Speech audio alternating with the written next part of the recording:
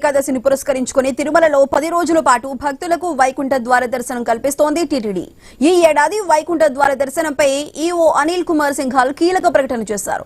Offline, online టోకెన్ల జారీ విధి విధానాలు త్వరలో తెలియజేస్తామని పేర్కొన్నారు. తిరుమలలోని అన్నమయ్య భవనంలో జరిగిన డయల్ యువర్ ఈవో కార్యక్రమం నిర్వహించారు. వైకుంఠ ఏకాదశిని పురస్కరించుకుని డిసెంబర్ 30 నుంచి 2026 జనవరి 8 వరకు శ్రీవారి భక్తులకు వైకుంఠ ద్వార దర్శనం కల్పించనున్నట్లు వెల్లడించారు.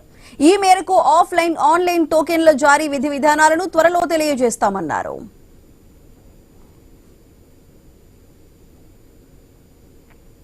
తిరుచానూరులోని శ్రీ పద్మావతి అమ్మవారి ఆలయంలో నవంబర్ 17 నుంచి 25 వరకు కార్తీక బ్రహ్మోత్సవాలను వైభవంగా నిర్వహిస్తామన్నారు. 25 కోట్లతో తిరుమలలోని ఆళ్వార్ ట్యాంక్ గెస్ట్ హౌస్ నుండి గోగర్భన్ డ్యామ్ సర్కిల్ వరకు permanent shelter, queue line, steel foot over bridge, toilets నిర్మించేందుకు నిర్ణయం తీసుకున్నామని ప్రకటించారు. భక్తుల సూచనల మేరకు శ్రీవారి దర్శనాలకు సంబంధించి శ్రీవాణి, ఇతర దర్శన టోకెన్లు జారీ చేసే విధానంపై పరిశీలించి నివేదిక సమర్పించేందుకు టీటీడీ ఒక కమిటీని ఏర్పాటు చేసిందన్నారు.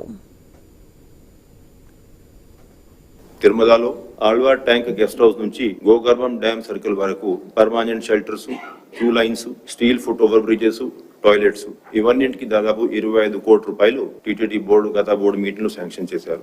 శ్రీవాణి ట్రస్ట్ రోజువారీగా దాదాపు 1500 టికెట్స్ మనం ఆన్లైన్, ఆఫ్లైన్ విధానంలో ఇస్తా ఉన్నాం. ఈ ఆన్లైన్, ఆఫ్లైన్ విధానంలో ఇచ్చేటువంటి డొనేషన్స్ ఏవైతే ఉన్నాయో ఆ డొనేషన్స్ మనం ఆ ట్రస్ట్ ఏర్పాటు చేసింది వేరే ఆలయాల నిర్మాణం కోసం ఎక్కువ ఫోకస్ పెట్టాలనే ఉద్దేశంతో ఈ ట్రస్ట్ ఏర్పాటు చేసుకున్నాం. దాంట్లోనే ఇప్పుడు ఈ 5000 దేవాలయాలు భజన మందిరం స్కీమ్ కింద కట్టాలనేది టీటీడీ బోర్డు ఒక దాదాపు 750 కోట్ల రూపాయలు శాంక్షన్ చేసి ఈ 750 కోట్లలో 25% అడ్వాన్స్ వెంటనే కమిషనర్ అండ్ గవర్నమెంట్స్ కి రిలీజ్ అయ్యే విధంగా నిర్ణయం తీసుకుంది.